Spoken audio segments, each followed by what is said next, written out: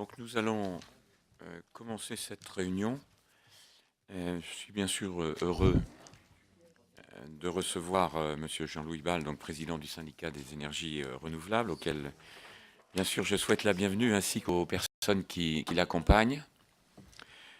Créé en 1993, donc le syndicat des énergies renouvelables groupe 400 adhérents, regroupant toutes les filières. Cumulant un parc de plus de 16 500 MW, le solaire photovoltaïque et l'éolien représentent désormais 37,8% des capacités de production d'énergie renouvelable électrique en France métropolitaine. Les énergies renouvelables représentent actuellement 18,7% de la consommation, avec une forte croissance du photovoltaïque, plus 17% l'an dernier, et doivent atteindre 40% dans le mix électrique en 2030. Tel est d'ailleurs l'enjeu essentiel de la loi. Vous êtes un acteur essentiel de la transition énergétique et je ne doute pas que vous nous apportiez des données très concrètes sur l'application de la loi. Et je cite quelques-unes de vos dernières études thématiques. L'état des coûts de production de l'éolien terrestre, anticiper le développement du solaire photovoltaïque compétitif, les énergies renouvelables au cœur du bâtiment, ouvrir de nouvelles perspectives aux énergies marine renouvelable, je passe, en développant bien sûr l'éolien flottant. Vous nous donnerez votre avis sur la programmation pluriannuelle de l'énergie, cette PPE tant attendue, sur l'implantation de l'éolien offshore, mais aussi sur terre, sur les incidences de l'éventuelle prohibition d'implantation en proximité de tout bâtiment historique. Nous en parlions il y a quelques instants avec Denis Baupin. Je signale qu'à votre demande, Monsieur le Président, cette audition est retransmise et ouverte à la presse. Pour autant, les propos sont totalement ouverts et destinés à évaluer, bien sûr, les difficultés d'application de la loi du 17 août 2015, mais aussi celles qui s'appliquent sans difficulté. S'agissant des bâtiments, je vous signale ainsi qu'à mes collègues que nous aurons une table ronde spécifique le 17 mai, et notre rapporteur est Sabine Buis. Voilà. Je vais vous passer la parole, Monsieur le Président, en vous renouvelant mes vœux de bienvenue. Merci, Monsieur le Président, Monsieur le Vice-président de l'Assemblée nationale, Mesdames, Messieurs les parlementaires. Donc d'abord, je vous remercie de me recevoir et au travers de ma personne de recevoir les entreprises du secteur des énergies renouvelables. Donc vous me demandez mon avis sur la mise en œuvre de cette loi de transition énergétique pour la croissance verte. Et c'est bien volontiers d'abord que je vais commencer par répéter toutes les appréciations positives que nous avons eues au sujet de cette loi qui est censée donc nous donner la visibilité que nous réclamons depuis des années et la stabilité également qui nous permettra de sortir des stop and go que nous avons connus dans le passé et qui ont empêché le développement de filières industrielles dans le secteur des énergies renouvelables. Donc cette loi est issue d'un très long travail préalable qui a même été précédé d'un débat sur la transition énergétique avant même de venir en débat à l'Assemblée nationale. Mais donc il a fait l'objet d'un travail parlementaire tout à fait remarquable. Alors, dans un premier temps, je voudrais souligner trois aspects, vous en avez déjà cité au moins deux, de cette loi sur la transition énergétique et donc sur la mise en œuvre. D'abord dire que les objectifs qui ont été inscrits dans le titre 1 de la loi nous semblent, concernant les énergies renouvelables, réalistes et ambitieux. Alors réalistes parce que nous pensons qu'ils sont à la portée de nos entreprises, mais aussi des collectivités et de l'État. Les projets existent donc dans chacune des filières renouvelables, donc en fonction de la maturité de chacune des filières, et cela dans des conditions technico-économiques tout à fait acceptables. Et je voudrais profiter de cette occasion pour rappeler les progrès tout à fait spectaculaires du coût des énergies renouvelables ces dernières années, qu'il s'agisse de la production d'électricité, de chaleur ou de carburant.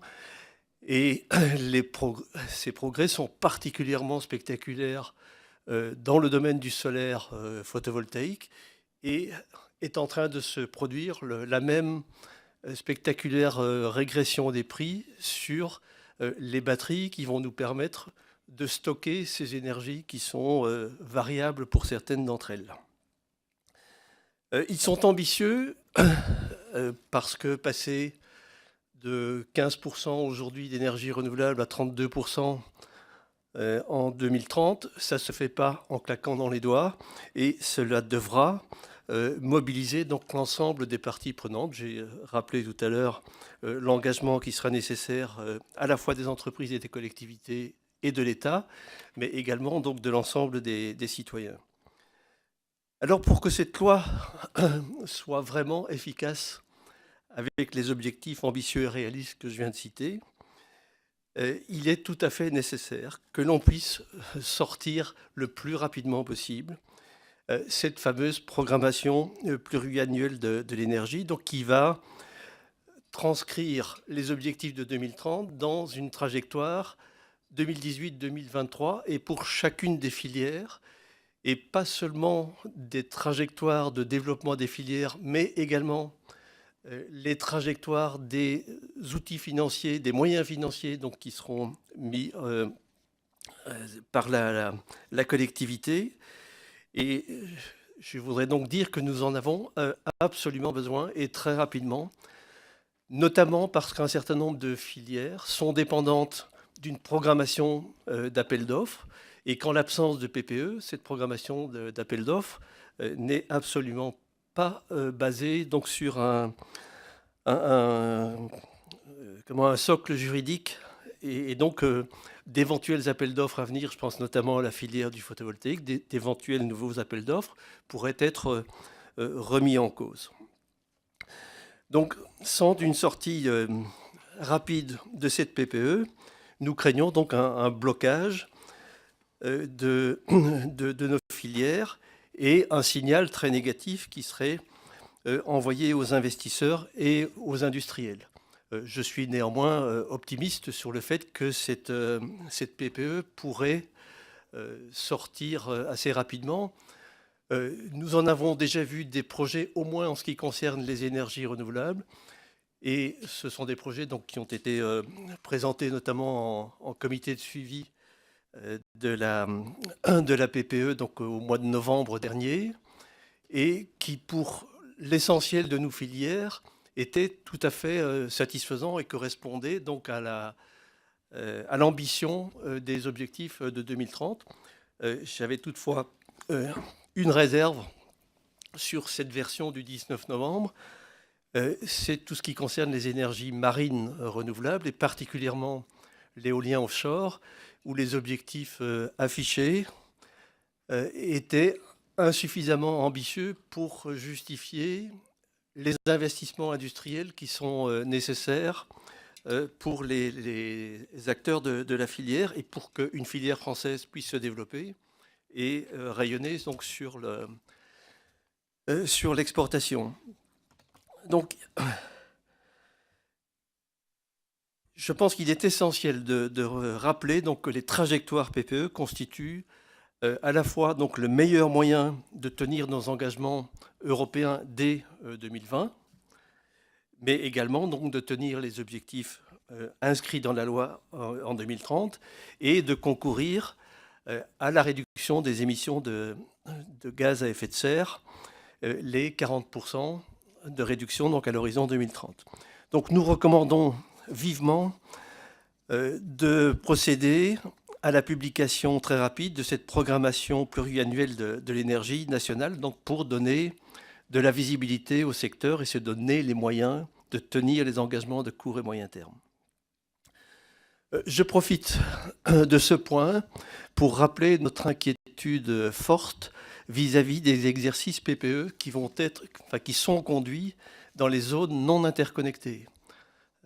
La France ne se résume pas à la métropole, ni même au continent. Il y a donc les DOM et la Corse notamment, donc, qui sont également concernés par des exercices PPE qui leur sont spécifiques. Et à ce stade d'avancement des exercices, ces derniers exercices ne nous paraissent pas donc, suffisamment ambitieux, alors même que ces territoires jouissent de gisements en énergie renouvelable qui sont tout à fait considérables. Et ces territoires sont aujourd'hui alimentés par une électricité qui est à la fois chère et très carbonée. Les conditions donc devraient être réunies pour un développement des énergies renouvelables qui, rappelons-le, atteignent des coûts de production très compétitifs, y compris lorsqu'on les couple avec des solutions de stockage pour soutenir le réseau. Le récent appel d'offres photovoltaïque avec stockage donc, qui a été lancé par le ministère chargé de l'énergie, les résultats ne sont pas encore connus, mais les offres ont été analysées donc, par la CRE et le prix moyen des projets présentés sont inférieurs au coût de production de l'électricité donc dans ces départements. Il n'y aurait donc même pas d'impact négatif sur la CSPE. Donc il n'y a aucune raison de brider le développement des énergies renouvelables donc, dans ces zones non interconnectées. Le second point de mon intervention donc, concerne un mécanisme, l'évolution d'un mécanisme qui est prévu donc, par la loi, qui est l'évolution des mécanismes de soutien aux filières renouvelables électriques. Vous le savez, la doctrine de la Commission européenne a évolué récemment et conduit donc chaque État membre à faire évoluer donc son soutien aux renouvelables électriques en les exposant beaucoup plus au marché avec l'accompagnement d'une prime, ce qu'on appelle le complément de rémunération. C'est un enjeu majeur donc, pour les filières électriques renouvelables et il s'agit d'un changement important pour les acteurs de la filière, en particulier les PME et les ETI. Je ne vous cache pas que nous n'étions pas demandeurs de cette évolution, mais on peut comprendre qu'on doit un jour sortir, faire évoluer donc ces mécanismes de soutien. Et à ce titre, je voudrais rappeler que la ministre a bien entendu la profession pour lui proposer un système marché plus prime que nous considérons comme finançable. C'est-à-dire qu'on a mis, enfin, ce qui a été proposé et qui est aujourd'hui en cours de notification à la Commission européenne, devrait conduire à un mécanisme qui serait bancable par les institutions financières.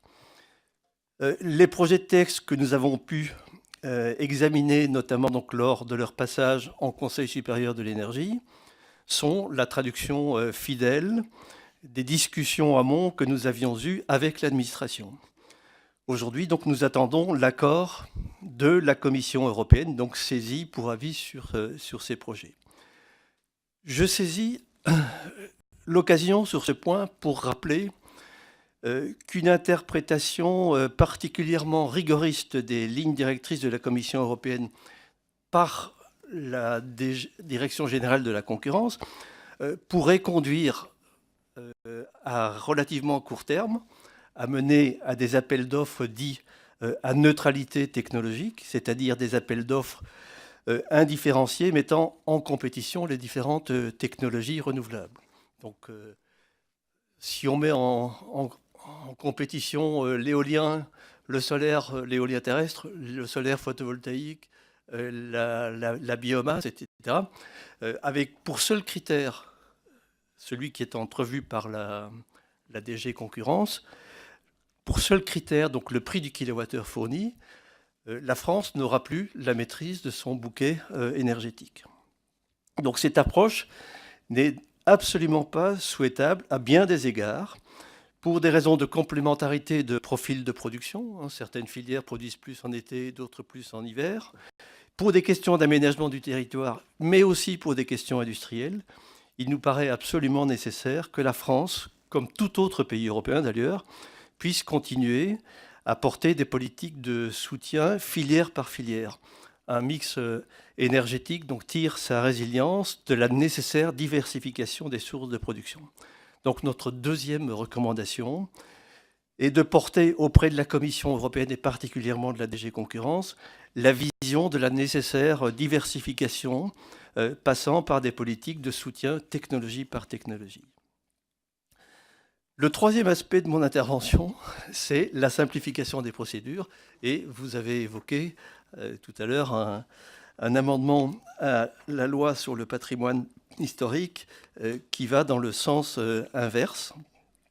Donc, je rappelle quand même que nos filières, un certain nombre de nos filières en tout cas, étaient encore étouffées par une réglementation complexe ces dernières années. Ces filières qui sont jeunes ont vu leur cadre réglementaire évoluer avant la loi, mais la loi contient également donc un certain nombre de progrès en ce domaine.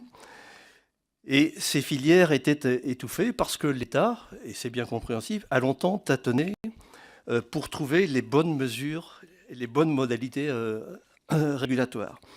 Un train de simplification a été porté avant la loi, et celle-ci a également donc porté sa pierre à l'édifice, et je pense notamment à l'autorisation unique pour les filières éoliennes, biogaz et électricité, et nous saluons donc cette avancée. L'enjeu aujourd'hui réside particulièrement donc dans la cohabitation des éoliennes avec un environnement proche, et je reviens à votre évocation de tout à l'heure, et nous pensons que le cadre réglementaire de l'éolien tient compte aujourd'hui de cet environnement, patrimoine, habitation, biodiversité. Il y a peu de filières qui sont aussi encadrées que l'éolien. Et pourtant, dans le cadre du projet de loi sur la liberté de création du patrimoine et de l'architecture, une disposition a été votée au Sénat et est en débat aujourd'hui donc, dans la commission culture ici à l'Assemblée nationale. Une disposition donc pour soumettre tout projet éolien en covisibilité d'un monument historique dans un rayon de 10 km à l'avis conforme des architectes des bâtiments de France. Nous respectons évidemment totalement donc, les missions de cette profession des architectes des bâtiments de France.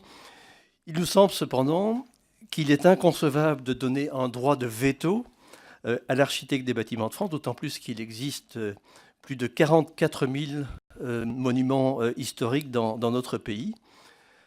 L'encadrement pour préserver notre patrimoine existe déjà.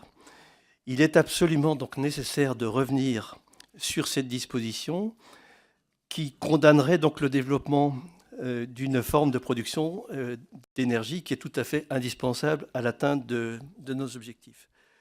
Dit autrement, cette disposition, si elle était maintenue en l'état, viendrait anéantir les ambitions de la loi pour laquelle je suis auditionné ce jour.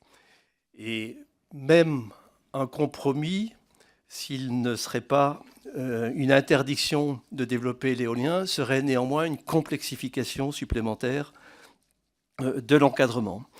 Cet exemple montre que la cohérence des politiques publiques est absolument nécessaire pour conduire à bien nos objectifs en matière de transition énergétique.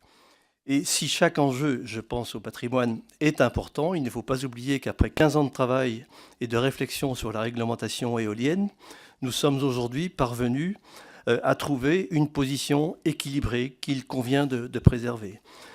Donc notre troisième recommandation est de stabiliser le cadre réglementaire des énergies renouvelables pour ne pas créer de nouveaux freins qui, par le passé, ont impacté le marché de nos filières. Monsieur le Président, Mesdames, Messieurs les parlementaires, j'ai souhaité concentrer mon propos sur 3 grands enjeux que la loi a portés, mais pour lesquels nous avons besoin d'apporter des concrétisations. Beaucoup d'autres textes réglementaires sont à prendre en application de la loi. Nous sommes d'assidus participants au Conseil supérieur de l'énergie, mais nous ne sommes pas les seuls. Et donc cela nous permet donc de porter des avis sur les textes d'application. Je tiens à souligner que la ministre a accéléré les consultations sur ces textes. Je peux ensuite donc davantage rentrer dans les détails si vous le désirez et répondre à vos questions. Je vous remercie de votre attention. Merci, Monsieur le Président. Peut-être je passerai la parole aux différents rapporteurs. Sur la programmation pluriannuelle de l'énergie, on a eu le sentiment qu'il y avait une opération de stop and go. puisque la PPE devait être présentée au comité de suivi du Conseil national de la transition écologique il y a une dizaine de jours, je crois, et c'est ça, le 8, et que cette présentation a été annulée. Donc voilà, ça nous inquiète un peu. Est-ce que ça vous inquiète? Est-ce que vous avez des assurances concernant donc la publication rapide de cette PPE? Alors ça nous inquiète beaucoup. Donc il y avait une réunion donc, du comité de suivi de la PPE qui avait été programmée pour le 8 mars. Elle a été décommandée 48 heures à l'avance ou 24 heures, je ne sais plus exactement, mais enfin à la dernière minute. Et moi, je n'ai pas d'explication sur le fait que cette réunion ait été décommandée. Et vous me demandez si j'ai de l'inquiétude. Je pense que je l'ai dit en introduction. Nous sommes extrêmement inquiets. La ministre a annoncé donc lors de la réunion du comité de suivi du 19 novembre une programmation des appels d'offres et notamment les appels d'offres photovoltaïques. Si la PPE n'était pas publiée, ces appels d'offres ne peuvent pas être... Enfin, ils peuvent être lancés, mais s'ils sont attribués, ils peuvent être remis en cause à tout moment. Il n'y a aucune sécurité juridique. Et donc, c'est toute cette visibilité sur la filière que nous réclamons depuis, je ne vais pas dire des décennies, mais au moins une décennie. C'est toute cette visibilité que la loi est censée nous apporter et que nous avons saluée, mais qui pourrait être remise en cause s'il n'y a pas une publication donc, de la PPE. Qui souhaite intervenir? Martine? Martine, sauf si... Martine, et puis après Denis. Martine Linière-Cassou.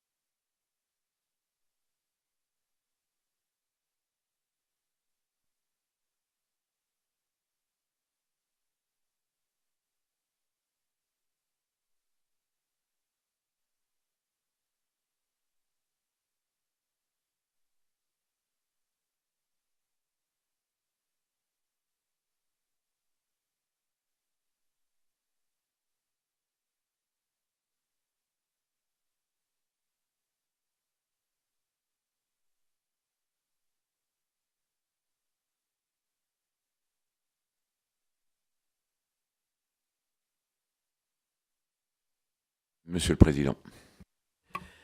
Oui, alors sur les délais d'instruction de la CRE lors des appels d'offres, nous partageons donc l'appréciation des acteurs qui disent qu'ils sont effectivement assez longs. Je pense aussi que l'administration, la DGEC en l'occurrence, partage ce souci et que nous travaillons actuellement donc sur la rédaction des prochains appels d'offres à une évolution des cahiers des charges et des critères d'attribution donc des projets qui permettent une instruction plus automatique et donc qui pourrait permettre de raccourcir considérablement ces délais. Et de la même façon, donc, comme il y a une programmation des appels d'offres qui est prévue, d'avoir également des cahiers des charges qui soient beaucoup plus stables et qui puissent être lancés de façon revolving. Hein. Et ça, parce qu'il n'y a pas que les délais d'instruction de la CRE qui doivent être réduits, il y a tous les délais d'instruction. Donc effectivement, c'est un souci que nous partageons et sur lesquels donc, nous travaillons actuellement donc, avec la DGEC. Oui, je voulais dire aussi, c'est pas un décret qui a été pris en application, un projet de décret qui est pris en application de la loi de transition énergétique, mais la ministre a souhaité justement réduire ces délais. Donc il y a un projet de décret qui est passé au Conseil supérieur de l'énergie pour justement essayer de raccourcir cette procédure en fait de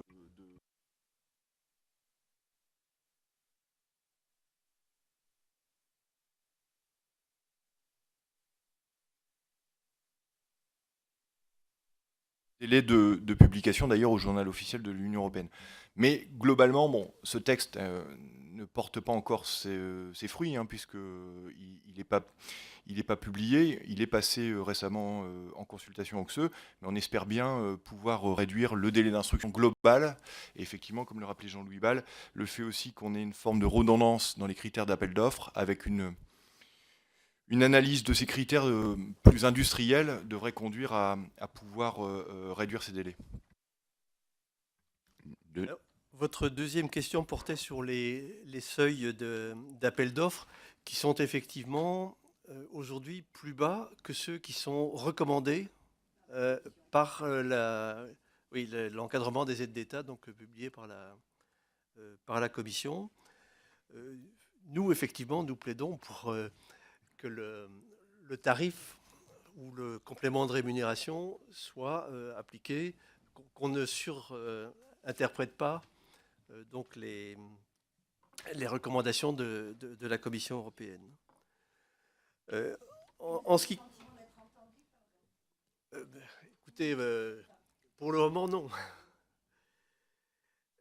Concernant la prise en compte des externalités, comme on est parti donc sur essentiellement donc, des appels d'offres à l'exception de l'éolien pour le moment, hein, essentiellement des appels d'offres donc, pour développer nos filières, il nous semble effectivement qu'il faut prendre en compte plusieurs types d'externalités, donc notamment celles que j'évoquais tout à l'heure, l'aménagement du territoire, la valorisation de ressources agricoles, le fait que certaines énergies soient plus adaptées en été qu'en hiver et inversement.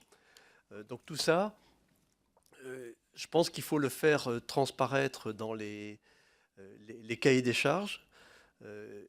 C'est plus facile de le faire de cette façon que d'essayer de valoriser de façon très comptable chacune de ces externalités, ce qui permettra toujours des tas d'interprétations.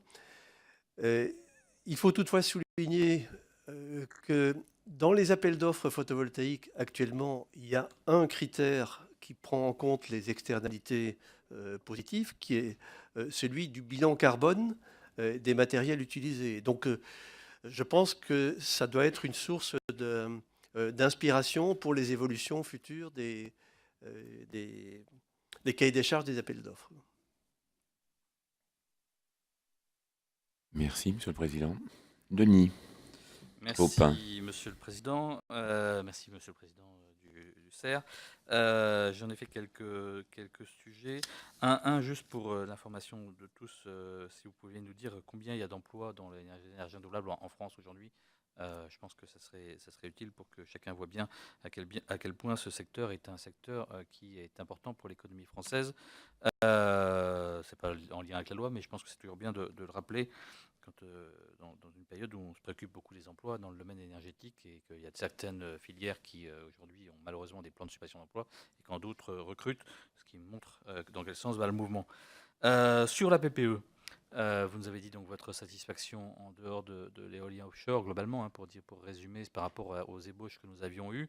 Mais il y avait deux hypothèses dans les scénarios que nous avions. Globalement, les deux aboutissaient à 25 gigawatts de plus à l'horizon 2023, mais il y en avait une qui était plus forte en éolien et plus faible en solaire, et l'autre qui était plus forte en solaire et plus faible en éolien. Visiblement, d'après ce qu'on a pu comprendre, c'est plutôt l'hypothèse la plus forte en solaire qui, aujourd'hui, serait plutôt retenue. Et donc, je voulais avoir un peu votre sentiment par rapport à cela, sur le choix de ce scénario. Et je ne reviens pas sur tout ce qui a été dit précédemment, sur évidemment les inquiétudes qu'on peut avoir sur le calendrier, etc. Mais ça, vous avez déjà dit, donc pas besoin d'y revenir.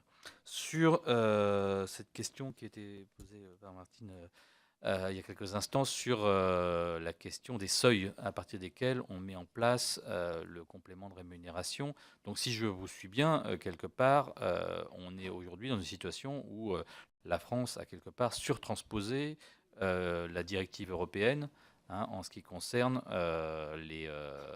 la mise en place des mécanismes de marché pour les énergies renouvelables. Est-ce que vous pouvez nous confirmer que c'est bien ça? Parce qu'en général, on nous explique qu'il ne faut surtout pas surtransposer les directives européennes. Et donc, si c'est bien le cas, ça peut valoir le coup quand même de bien le préciser. J'avais quelque chose concernant les ABF, etc., mais je pense que vos propos ont été très largement clairs par rapport à ça. Est-ce que, par ailleurs, vous pouvez nous dire sur l'autoconsommation, sur les questions autoconsommation, autoproduction, quelle est votre appréciation aujourd'hui sur la mise en place d'un cadre juridique pertinent en France? Où est-ce qu'on en est? Qu'est-ce que vous attendez comme proposition? Sur la question de la mobilité et des renouvelables, puisque la loi donc prévoit des objectifs d'incorporation d'énergie renouvelable en matière de mobilité. En général, jusque-là en France, on parlait plutôt d'agrocarburants en matière de renouvelables sur la mobilité, mais on est un certain nombre à penser que c'est beaucoup plus large potentiellement, y compris du côté du gaz et l'électricité. Donc avoir un petit peu, savoir si le CER a par rapport à ça une doctrine, des éléments par rapport à ces éléments-là. Et dernier élément sur ce qui concerne les questions de financement et notamment la question du financement participatif. On était en Conseil supérieur de l'énergie hier, où on a vu passer, enfin on a donné un avis favorable à une ordonnance sur l'intégration du financement participatif dans les critères pour l'attribution des appels d'offres en ce qui concerne donc les appels d'offres sur les renouvelables. Quelle est l'appréciation du CER par rapport à cet élément sur donc tout ce qui est participation citoyenne et des collectivités dans le financement, qui, de mon point de vue, et je pense de la part du législateur, puisque nous l'avions voté, est un élément positif qui renforce notamment à la fois le financement évidemment, mais aussi l'acceptabilité des projets. Merci. Je passe la parole à Marie-Noël. N'importe. Merci, Monsieur le Président.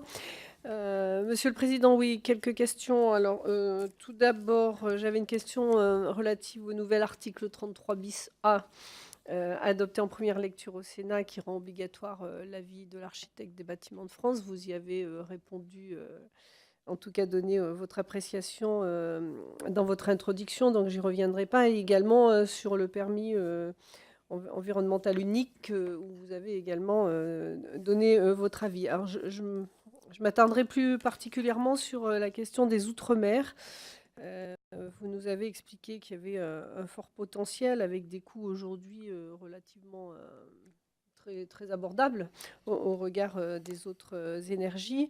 Donc, qu'est-ce qui fait aujourd'hui qu'on est dans une situation de blocage? Comment on pourrait activer davantage soit des appels à projets, en tout cas des dispositifs qui permettent de développer ce secteur d'activité qui est à la fois porteur environnementalement parlant, mais aussi en termes d'emploi.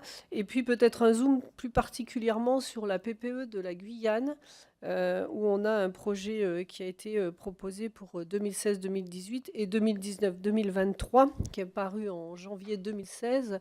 Est-ce que vous avez des propositions de modification ou des questions qui vous ont interpellé par rapport à ces projets de PPE? Je vous remercie. Monsieur le Président. Alors, la question de l'emploi, pour commencer, je vais prendre dans l'ordre. L'emploi, il est évalué chaque année par l'ADEME dans une étude qui s'appelle Marché et emploi des énergies renouvelables et de la maîtrise de l'énergie. Et il y a plusieurs organismes qui font des évaluations. des emplois dans le domaine des renouvelables et qui aboutissent tous à des résultats relativement différents, parce que les méthodologies ne sont pas les mêmes, parce que les périmètres d'évaluation ne sont pas les mêmes. Et moi, je pense que l'outil le plus sérieux, c'est justement celui de l'ADEME, et qui aboutit, parce qu'il prend en compte uniquement donc, les emplois directs, qui sont identifiables.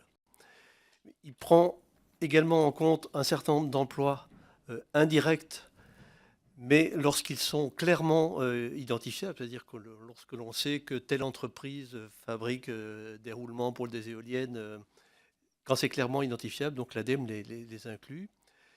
Et le résultat auquel l'ADEME aboutit, c'est qu'on est pour le moment à environ 80 000 emplois dans le secteur des énergies renouvelables. Et effectivement, en légère décroissance, on était aux environs de 100 000 en 2012, hein, en décroissance, avec des variations suivant les filières. Par exemple, la filière éolienne a créé des emplois ces 2 dernières années, et ça grâce notamment aux mesures de simplification que l'on a évoquées tout à l'heure, et qui a permis une relance du marché de l'éolien.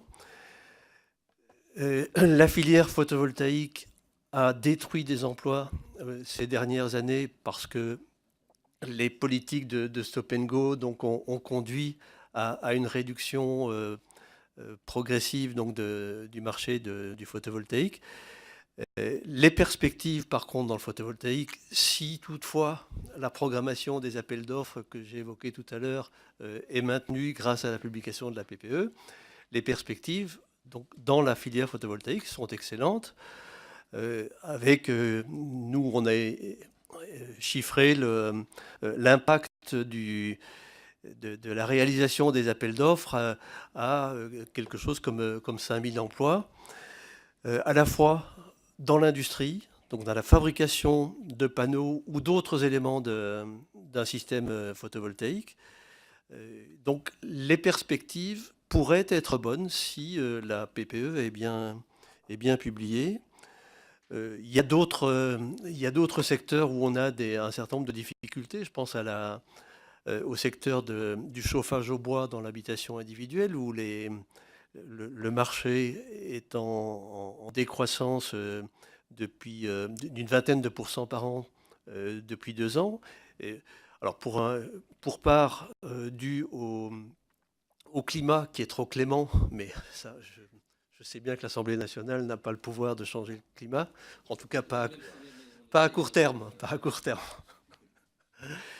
mais aussi parce que les prix des combustibles fossiles sont en forte réduction ces derniers temps. Et donc, de ce point de vue-là, l'introduction dans la loi d'une trajectoire sur un prix du CO2 est une nouvelle que nous saluons avec beaucoup de plaisir.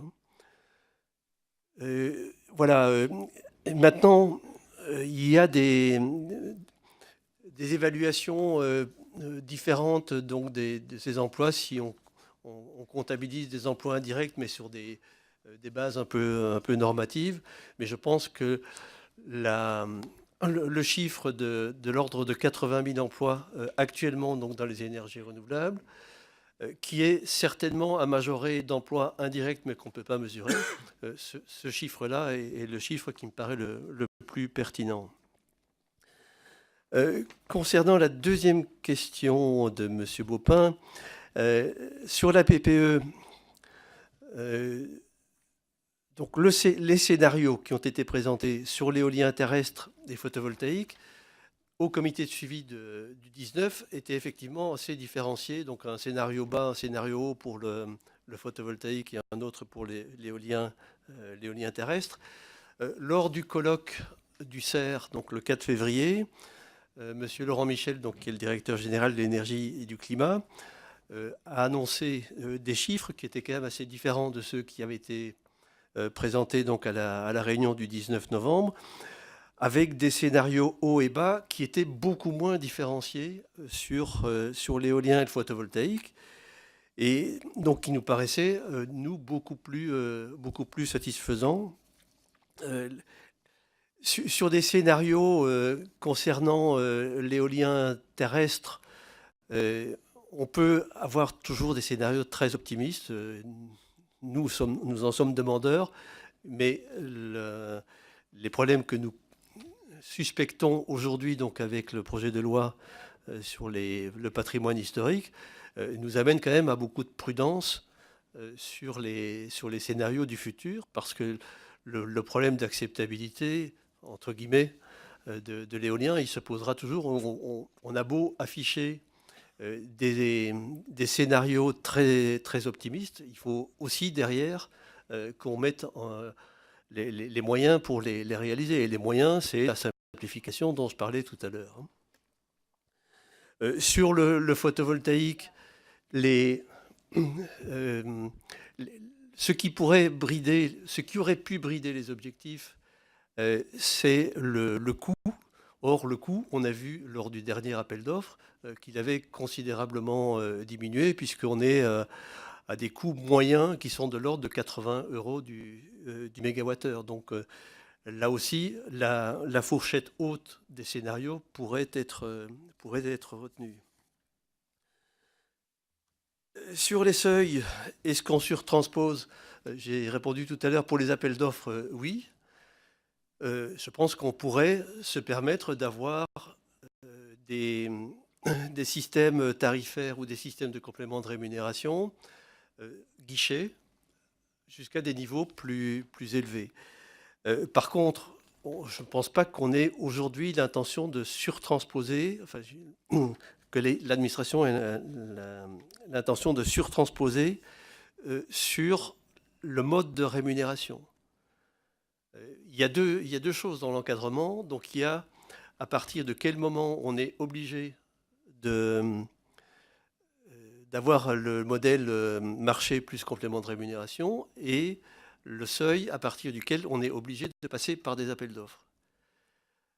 Et pour le moment, il n'est pas, à ma connaissance, prévu qu'on applique automatiquement donc la question des appels d'offres, qu'on applique automatiquement la question du complément de rémunération à partir de seuils plus bas que ceux prévus par la Commission européenne. C'est le cas dans les décrets qui sont en place pour le photovoltaïque, non? En fait, donc il y a effectivement deux sujets. Il y a le sujet, donc prenons le cas du photovoltaïque, parce que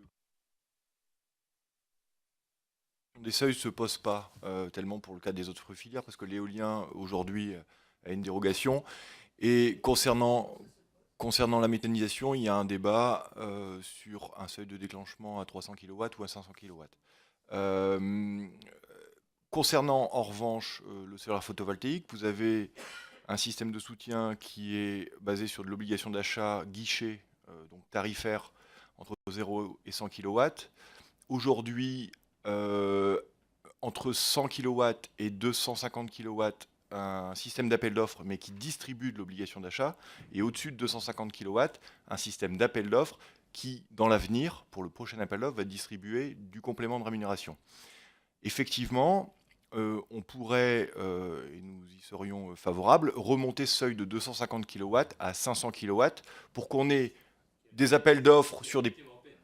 Voilà, exactement, qu'on ait de la distribution par voie d'appel d'offres, d'obligation d'achat jusqu'à 500 kW, parce que de toute façon, entre 250 kW et 500 kW, on ne va pas avoir énormément de projets dans le cadre des appels d'offres supérieurs à 250 kW. Très clairement, l'appel d'offres supérieur à 250, c'est fait pour faire des centrales au sol ou de très grands bâtiments, à de très grandes toitures. Donc effectivement, on pourrait imaginer remonter ce seuil des appels d'offres dits simplifiés qui distribuent de l'obligation d'achat jusqu'à 500 kW. Donc on aurait ces trois catégories, moins de 100, 100 à 500, qui est le seuil de déclenchement du complément de rémunération, et au-dessus de 500, du complément de rémunération distribué par appel d'offres.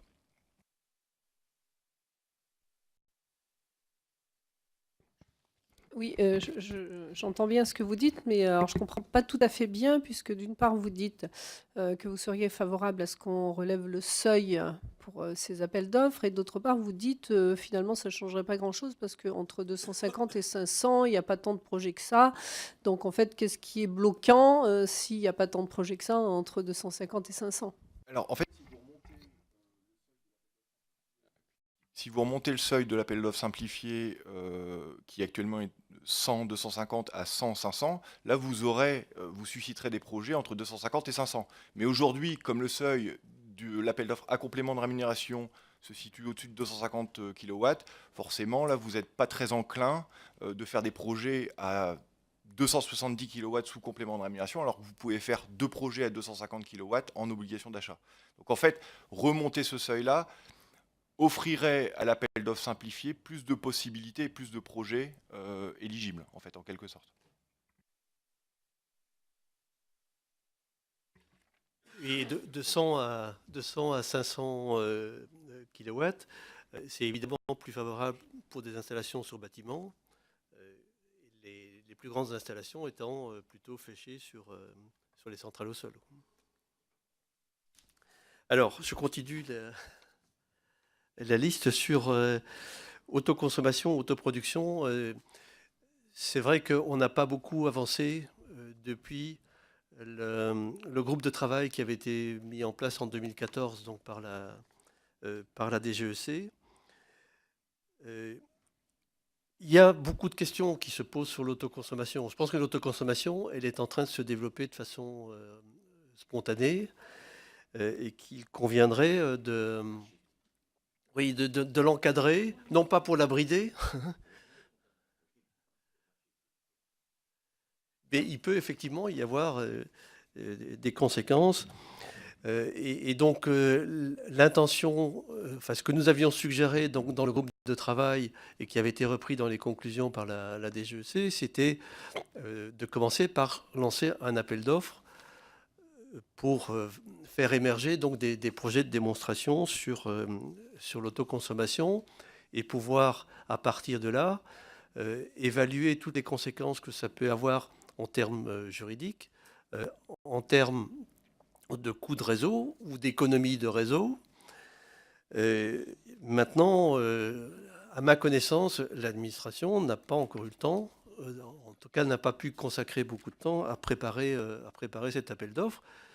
Je pense que malheureusement, enfin ou heureusement, avec la loi de transition énergétique, l'administration était un peu occupée à rédiger tous les textes qu'on a évoqués tout à l'heure.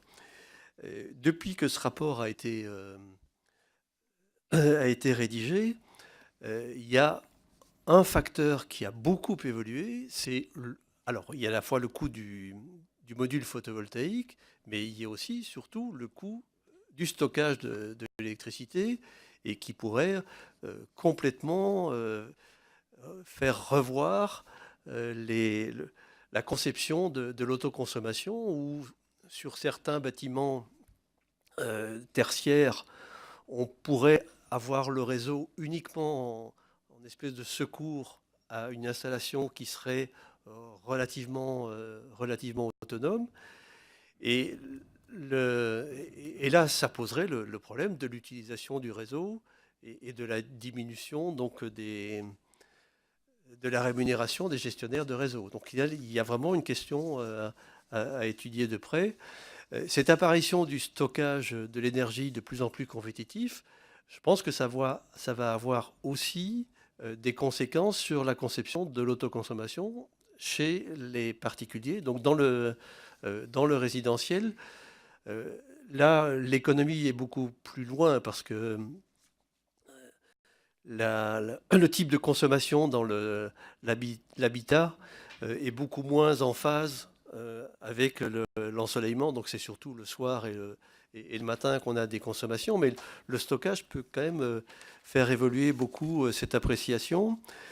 Et là, ce qui est remarquable et qu'on sent émerger du marché, c'est qu'il y a une forte volonté de beaucoup de consommateurs, si ce n'est pas d'être autonome, mais en tout cas de diminuer sa dépendance au réseau électrique et au système électrique. Donc l'expérimentation nous paraît très importante. Sur la question de la mobilité et les énergies renouvelables, donc aujourd'hui, la part des énergies renouvelables dans les transports, elle est de l'ordre de 8%. 7% sont dus aux biocarburants, mais je rappelle qu'il y a déjà 1% d'électricité renouvelable qui sont les centrales hydroélectriques qui alimentent directement le réseau de la SNCF. Et donc, cette diversification par rapport aux biocarburants, elle est déjà existante et on peut penser donc à la développer encore, mais il faudra évidemment éviter les doubles comptages. Il ne faudra pas que l'électricité renouvelable soit à la fois comptée dans les transports et dans la production d'électricité.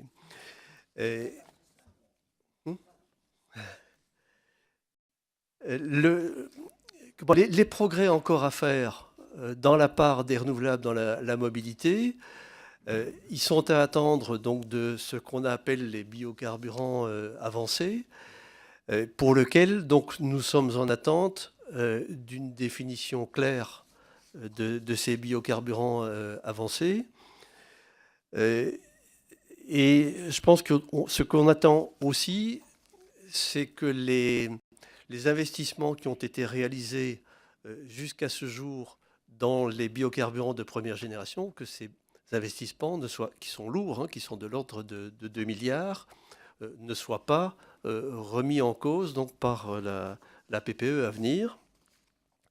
Et finalement, un troisième vecteur pour lequel on pourrait voir, mais je ne sais pas encore dans quelle proportion, on pourrait voir un développement à court terme, est celui du biométhane qui pourrait être utilisé comme biocarburant.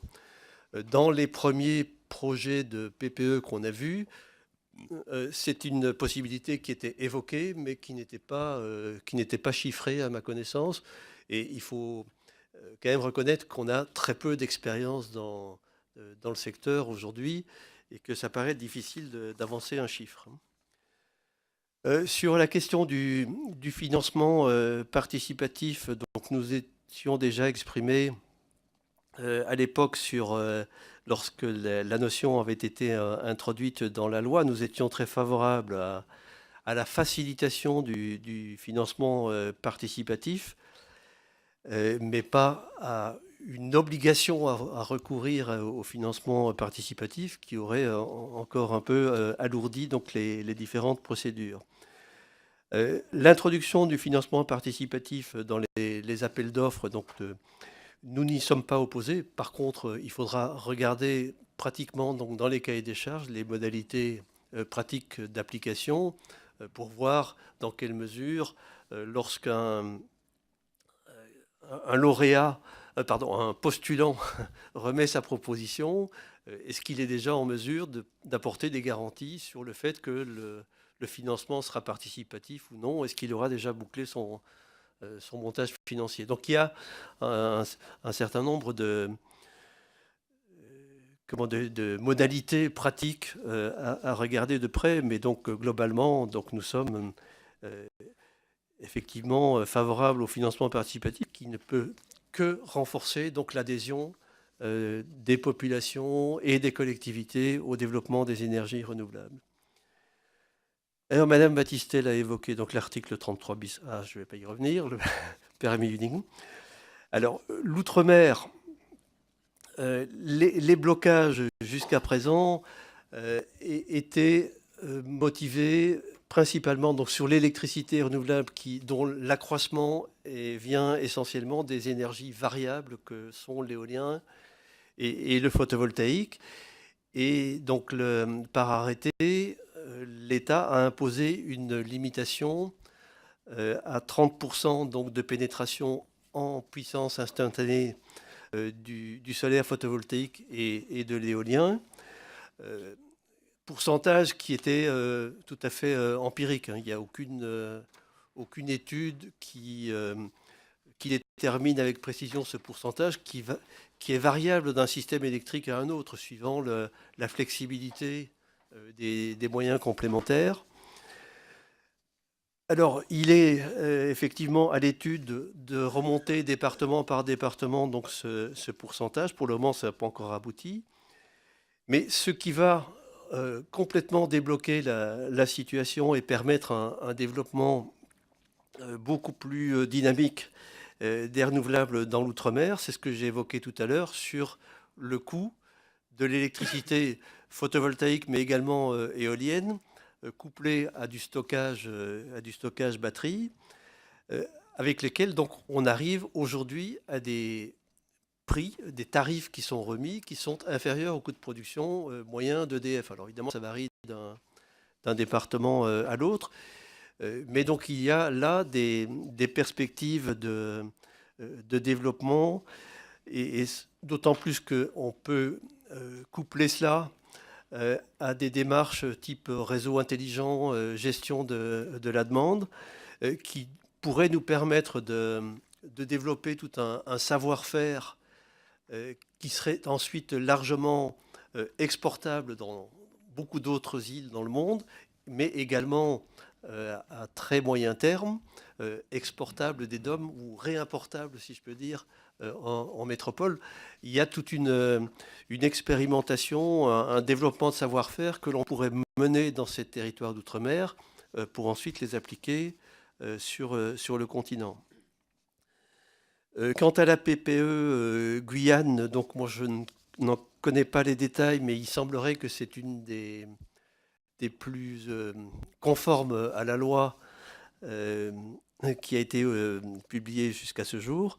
Je rappelle quand même que la loi, elle prévoit l'autonomie énergétique en 2030 et c'est extrêmement ambitieux. Il se fait que la Guyane part d'une situation relativement favorable parce que les énergies renouvelables ont une part qui est de l'ordre de 56%, si je me souviens bien, dans la production d'électricité, grâce aux 2 barrages hydrauliques, donc et principalement de petits seaux. Et la coexistence donc du photovoltaïque avec ces barrages est particulièrement propice donc, pour le développement des renouvelables, parce que s'il y a bien un bon complément aux énergies renouvelables variables, c'est l'hydraulique qui s'adapte extrêmement facilement, ce que m'a confirmé le directeur d'EDF en Guyane.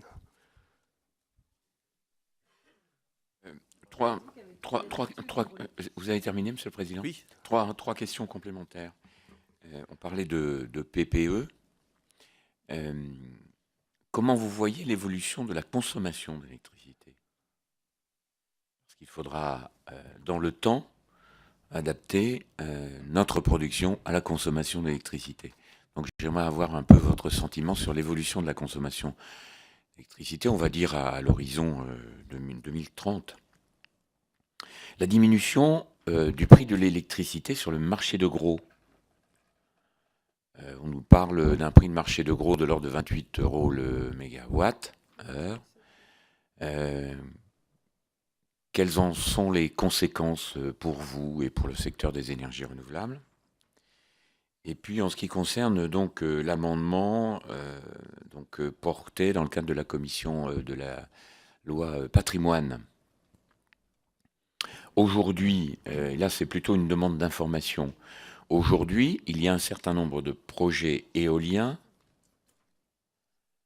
qui sont soumis à l'avis de la commission départementale des sites de la nature et des paysages. Alors j'aimerais simplement avoir, si vous voulez un peu une précision, savoir dans quelles conditions, quels sont les projets donc éoliens qui doivent être soumis à l'avis de la commission départementale des sites de la nature et des paysages. Ça, c'est une première question. Et la deuxième question, c'est que cette commission régionale du patrimoine qui va, j'ai l'impression, être mise en place dans le cadre de la loi, qui aura à donner un avis sur un certain nombre de projets, elle ne va que ralentir la procédure. C'est-à-dire qu'on ralentit, on complexifie. J'avoue que je me pose la question de savoir si ceux qui ont déposé ces amendements sont bien informés, bien au courant des procédures qui existent aujourd'hui, qui sont déjà relativement lourdes. Vous avez répondu à ma place. Oui, sur la question de l'évolution de la consommation d'électricité, d'abord, je voudrais prendre une précaution. Cela sort de mon domaine de compétences. Néanmoins, oui, oui. Néanmoins, quand on regarde l'évolution de la consommation ces dernières années, donc tout lecteur des rapports de RTE peut se faire une opinion. On se rend compte que dans le secteur de l'habitat, enfin du résidentiel, il y a une augmentation de la consommation et qui est qui est pas très forte, hein, mais qui est liée à l'apparition de nouveaux usages, les équipements informatiques qui se multiplient dans l'habitation. Il y a un ralentissement de l'augmentation dû au chauffage électrique, donc avec l'apparition, avec la mise en place de la RT 2012, où on a vu essentiellement un remplacement du chauffage électrique à effet Joule par du chauffage électrique avec pompe à chaleur, ce qui a pour effet à la fois de diminuer les pointes de consommation, enfin, de diminuer l'augmentation des pointes de consommation et de diminuer l'augmentation de la consommation d'énergie. Néanmoins, à circonstances climatiques équivalentes, on observe donc dans l'habitat, dans le résidentiel, une augmentation de la consommation. Sur le secteur tertiaire et industriel, ces dernières années, on a plutôt observé une diminution, mais qui n'est pas nécessairement due à une augmentation de l'efficacité énergétique, mais plutôt à la question de l'activité économique. Et en 2015, suivant les secteurs, si je me souviens bien du bilan de RTE, on a assisté à une reprise de la consommation. Et moi, je ne peux que souhaiter que l'on continue, indépendamment de la question de l'efficacité énergétique, l'on continue à augmenter la consommation d'électricité dans les secteurs commerciaux, parce que c'est quand même un indicateur de l'activité économique de notre pays. Ce qui n'empêche pas qu'on mette en place, à côté de ça, des procédés donc, améliorant l'efficacité énergétique. Autre considération, c'est que je l'ai déjà évoqué tout à l'heure pour les pompes à chaleur donc, qui ont pris le relais donc, du chauffage électrique direct par effet Joule. On pourrait, en fonction de l'évolution des prix des combustibles fossiles, assister à des transferts d'usage entre chauffage fuel ou gaz vers du chauffage par pompe à chaleur. Et de même, on a évoqué tout à l'heure la mobilité électrique, même si ça ne représente pas des quantités très élevées, on pourrait également donc augmenter la consommation d'électricité due au transport, qu'il soit individuel ou collectif.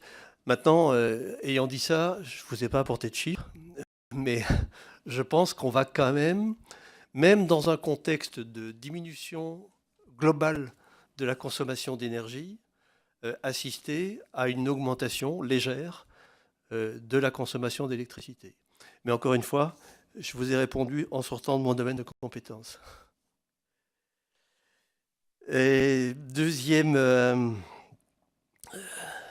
question donc, sur le marché de gros de l'électricité. C'est vrai qu'aujourd'hui, certains jours, on est en dessous des 30 € du mégawattheure et qu'à ce prix-là, il n'y a aucun investissement dans quelque technologie que ce soit qui soit réalisable. Donc, c'est une situation qui ne pourra pas durer. D'ailleurs, on assiste à beaucoup de déclassements ou de mise sous cocon de moyens de production conventionnels, particulièrement fossiles. Donc, c'est une situation qui ne durera pas. Maintenant, vous dire quand est-ce que les prix vont remonter, moi j'en suis bien incapable. Je ne suis pas Madame Soleil. Monsieur Soleil, si tu veux. Mais maintenant, pour le moment, ça n'a pas d'impact direct sur notre activité, puisque tant qu'il y a des mécanismes de soutien, nous ne sommes pas soumis de façon relativement marginale avec l'introduction du complément de rémunération, nous ne sommes pas soumis directement à ces variations du marché de gros. Et pour revenir à votre dernière question qui concerne toujours l'article 33 bis A du projet de loi donc sur le patrimoine historique, je pense que tous les projets éoliens, je parle sous contrôle de mes collaborateurs, tous les projets éoliens donc, sont soumis à la commission départementale de la nature, des paysages, tous. Et qu'effectivement, introduire, comme il l'est prévu dans le sous-amendement, d'introduire donc l'examen des projets éoliens, même en avis simple de la nouvelle CRPA, ce serait rajouter une étape, donc ralentir la procédure. Ce serait considérer que le travail qui est fait dans la CDNPS n'est pas un bon travail. Voilà, donc je pense que ça ne va pas dans le sens de la simplification des procédures, qui est un des éléments essentiels de la loi et qui a encore été rappelé récemment donc, par M. Placé. Et je pense qu'il y a une mission qui, qui va être confiée à un parlementaire prochainement. Denis, merci. Denis veut poser une autre question. Oui, merci Monsieur le Président. Oui, il y a un domaine, un article de la loi qui concerne les ENR qu'on n'a pas évoqué et qui pourtant pose des tas de questions pour les éoliennes, c'est les radars.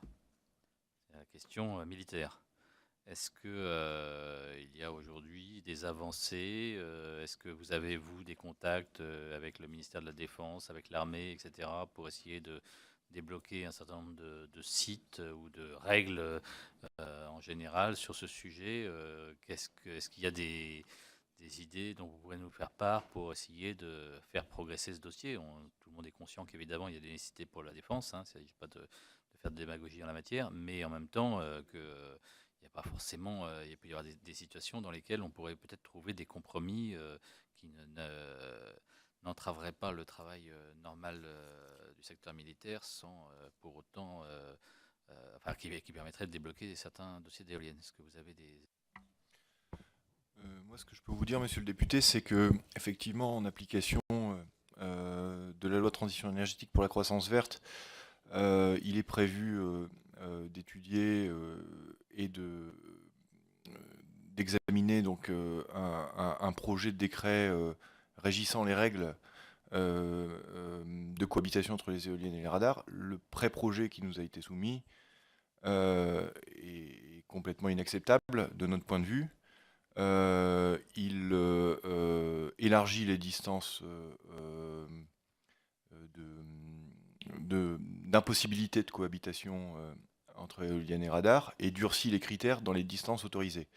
Je ne vais pas rentrer dans le détail, mais aujourd'hui, ce projet, d'ailleurs, on s'est exprimé très fermement auprès de l'administration, ce projet aurait un impact tout à fait majeur sur le développement de la filière. Une fois qu'on a tiré ce constat sur ce premier projet, on pense que le sujet, évidemment, est à prendre avec beaucoup de considération, parce qu'évidemment, il ne s'agit pas ici de contester l'utilité de tous ces systèmes météo, de défense, etc. Nous, on souhaiterait qu'on puisse prendre le temps d'une analyse approfondie, de tirer les retours d'expérience d'outils en développement pour bien mesurer l'impact réel des éoliennes sur les signaux et donc sur l'activité des radars. Mais en l'état actuel des choses, nous souhaiterons vraiment surseoir à l'examen du projet qui nous a été soumis, parce que tel que les dispositions sont actuellement écrites, mais encore une fois, il s'agit d'un pré-projet, on constituerait une nouvelle barrière assez importante au développement de l'éolien en France. C'était pas vraiment l'esprit du texte tel que il avait été adopté par l'Assemblée. L'idée n'était pas d'une loi pour la régression énergétique, mais pour la transition énergétique. Donc, de fait, si le texte d'application durcit les conditions, évidemment, pas le sentiment que ce soit une transposition qui respecte l'esprit de législateur. Et donc, il faudra qu'on regarde ça. Peut-être une dernière question sur l'éolien offshore. Comment vous voyez les choses, puisque ont été attribués 3000 mégawatts aujourd'hui, hein, c'est ça. Quels sont les premiers parcs qui vont être, ou quel est le premier parc qui va être réalisé et mis en œuvre? Peut-être nous faire un point sur ce. Ouais, là-dessus, vous donner un calendrier de la réalisation, c'est un peu compliqué dans la mesure où les premières autorisations donc, sur les 3 parcs qui ont été attribués au consortium EDF Énergie Nouvelle et ses associés, les autorisations n'ont pas encore été délivrées et nous avons toutes les raisons de croire que lorsqu'elles auront été délivrées, elles feront l'objet de recours. La guérilla juridique que nous connaissons sur Terre va être transposée sur mer, donc il y a beaucoup de chances que ce soit le cas. Et donc,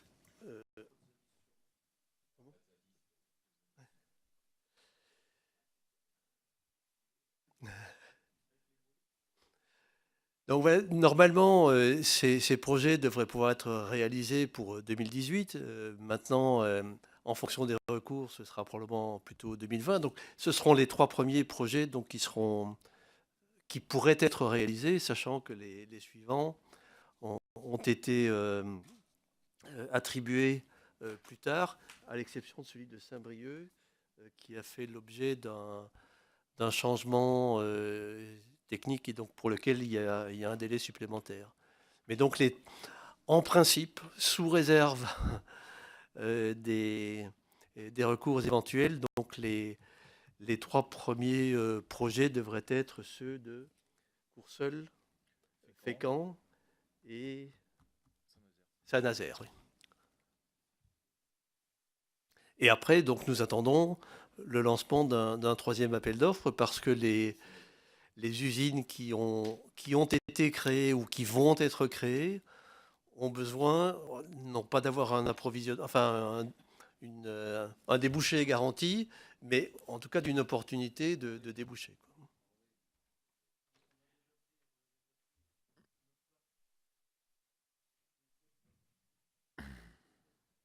Très bien. Eh bien, écoutez.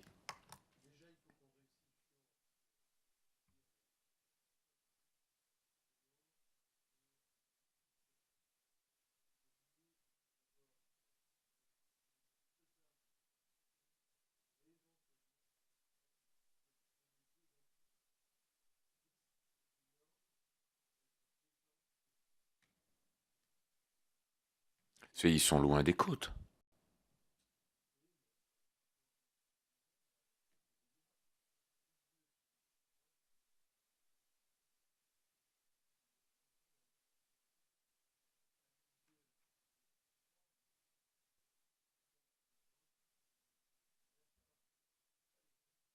Oui, mais c'est partout comme ça. Monsieur le Président, même sur Terre. Juste apporter un complément d'information. Donc, sur les 3 premiers projets que je viens de citer, ils ont passé donc le stade de l'enquête publique et ils ont tous les 3 reçu un avis positif. Donc, c'est l'acceptabilité totale, je pense qu'on n'y arrivera jamais, mais une acceptabilité largement majoritaire, je pense que c'est possible. Bien écoutez, Monsieur le Président, Madame, Messieurs, merci. Merci beaucoup pour cet entretien.